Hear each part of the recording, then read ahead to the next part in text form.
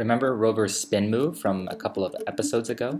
Well, it got me thinking about the orientation of his legs and the optimal way in which they should be pointing for an efficient rotation. Let me tell you what I've got in mind.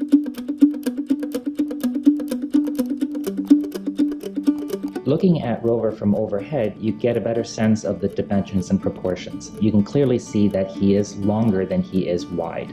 And that's actually an important consideration that I had neglected when first considering his turn maneuvers and driving. So forgive my drawing skills here and lack of protractor and compass to do this stuff accurately, but you'll get the idea. Assume the square and the rectangle are representative of a robot chassis, the latter being more towards an exaggerated version of what ROVer is, where he is longer than he is wide.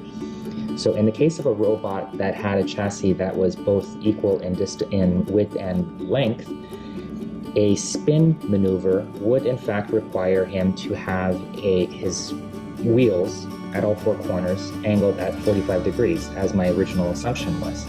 In ROVer's case, where his chassis is longer than it is wide, you can see that the intersection of those two tangent lines at each corner is much larger than the 90-degree angle that we have here, which would essentially require us to turn the wheels at each corner a little bit more than the 45-degree that I had assumed in order to provide an actual circular pattern of rotation.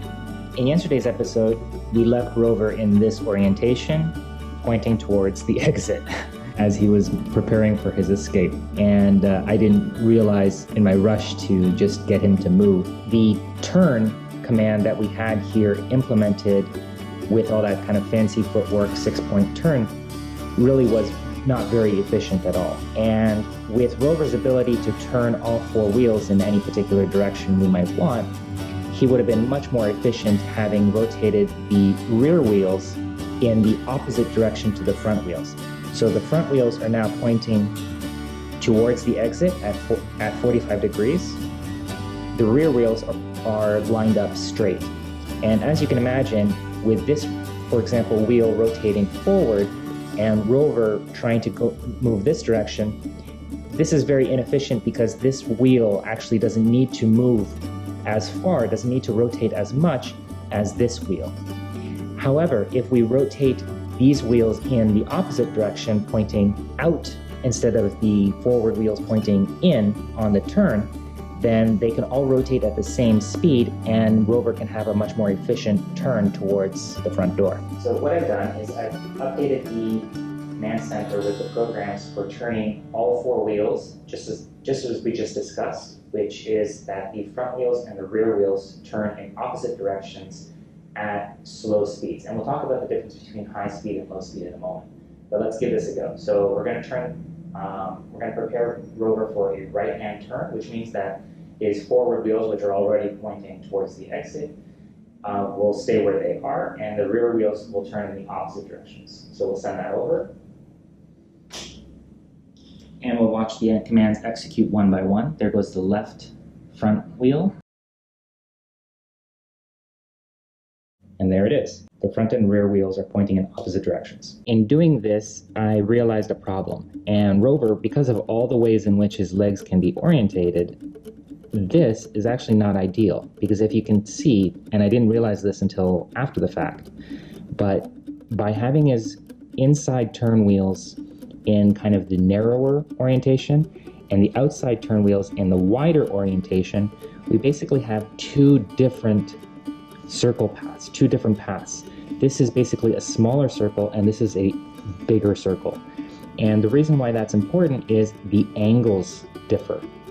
So just for simplicity's sake, I think it's going to make more sense for the inside turn wheels to not be in this position, but rather in this position, so that they share the same arc. I then went ahead and programmed that in and learned something new, of course. So let me show you. Servo right turn program now.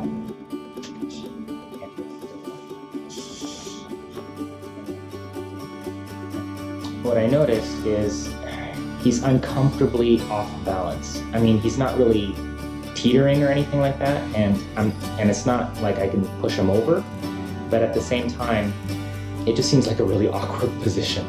It definitely works because even with the servos off, if I push him, he rolls in the direction of the turn perfectly. So I'll show you what I mean just by pushing him.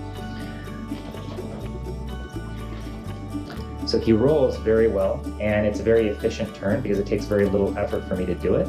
Because of ROVer's flexibility in its chassis and all the leg positions that are possible, there's so many ways of going about it. So another option, of course, is to go back to what we had before, and I give him a push. He still rolls very easily. So I think I might be too quick to come to any conclusions, and the reason is I think I'm confusing things between when I push him to test the efficiency of the roll versus when he's powering himself. I'm mixing up two different things. One is the orientation of the wheels. That's what we've been working on right now. And the other is the speed at which they rotate, the speed at which the wheels actually turn, or how fast we drive forward. So in this orientation, where the arcs, as we saw a moment ago, are different on the inside of the turn versus the outside of the turn, it's a smaller turning radius on the inside versus the outside. If we want to use this orientation for a right-hand turn, and of course there's nothing to say that we can't have both options, then there has to be a change in the code that adjusts the speed at which the wheels on the inside of the turn rotate versus the wheels on the outside of the turn, so that he can basically cover the same portion of the arc, whether it's the smaller turn radius or the bigger turn radius, within the same amount of time by varying the speed at which the outside versus the inside wheels turn. So yeah, light bulb. So I'm still going to have to work out exactly how I'm going to adjust these speeds in combination with the servo kind of rotations in order to actually get a nice efficient turn maneuver. I think roughly, based on that diagram I'll show you guys, I did a quick sketch. I think the inside wheels have about approximately half the distance to cover that the outside wheels do, based on ROVer's chassis design. I suppose I could figure out the math to do it. I'm trying to eyeball it just to keep things moving. But anyway, it's something that I'm going to work on in the meantime. I wanted to talk to you guys about something, a plead for help from myself and ROVer for some ideas, suggestions about how to mount stuff. So a few weeks back, I think, we talked a lot about these guys, the solar panels, and how to mount them. And I was obsessed with the idea of mounting them in such a way that they could move out of the way so that I could have access to the electronics. I don't know why, but I completely lost sight of the fact that the Lexan shield is there anyway, and it's not like I can easily get to the electronics with that in place anyway. So that doesn't necessarily mean I don't want these to have some sort of actuation and movement to them.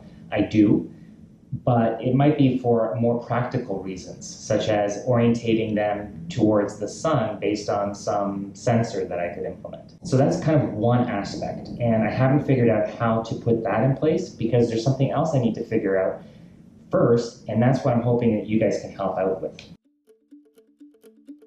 What I need to figure out is the positioning of the Android tablet brain within ROVer's design. There's a whole bunch of things that I need to consider in figuring out how to actually orientate it. If I put it in front, it could block sensors. If I put it up high, it blocks the solar panels from the sun. So do I create some sort of actuation where it can go under the solar panels, or the solar panels can go over, versus, I don't know. I'm kind of lost for how to design this in a way that kind of gives me all the flexibility and functionality that we want for ROVer. I would love some ideas, some suggestions, sketches. If you guys have any thoughts about how to go about this, I would love to hear from you guys. No idea is too crazy, so use the comments down below on YouTube or over on ROVer's site. Give us a thumbs up, subscribe to stay tuned, and we'll see you next time. Cheers.